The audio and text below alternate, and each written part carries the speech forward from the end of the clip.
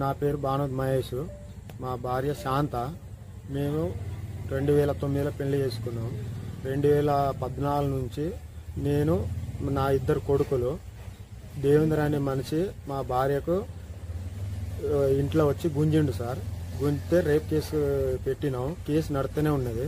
Case నడుతా అంటే మళ్ళా నేను బైక్ ఆడ పోతా అంటే మళ్ళీ ఆడ వచ్చి గుంజితే మళ్ళీ పెద్ద మనుషుల పోతే మళ్ళీ ఒక 20,000 దండగా తీసుకున్నారు ఆయన కాడ. ఆయన గుంజిన తర్వాత కూడా మళ్ళా పెద్ద మనుషుల అయిన తర్వాత మళ్ళీ మా భార్యకు చుట్టాలు పోయిన తర్వాత నేను ఒక్కనే ఉన్నా ఇంట్లో.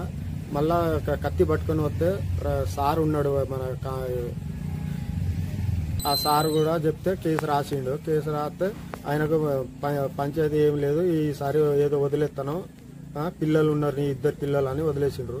అయితే మళ్ళీ సంవత్సరం తర్వాత మొన్న వినాయక చవితికి మా భార్య అన్నదానం పోతే అన్నదానం కాడ అందరూ టండ మొత్తం ఆడ డీజే ఉన్నారు, అందరూ ఆడ వచ్చి అన్నదానం చేస్తా అంటే నేను ఇంట్లో పండుకున్నా.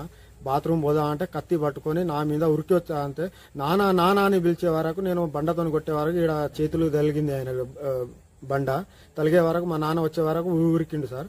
అందరు టండల్లోకి అందరు రమ్మన్నా ఆయన ఉరికిన బాట, ఆయన పాదాలు, ఆయన చెప్పులు, అందరు టండ మొత్తం చూసిండ్రు. పెద్ద మనుషులు ఒక 20 మంది. ఇది నాది సార్. నేను కేసు పెట్టింది న్యాయం. నేను అందరినీ మొక్కుతున్నా సార్. నన్ను చంపాలని ఆయన మా భార్యను వాళ్ళిద్దరు చంపాలనే చేస్తాండ్రు. ఇప్పుడు ఈ 2 సార్లు నాకు చేసేది వాళ్ళిద్దరే సార్.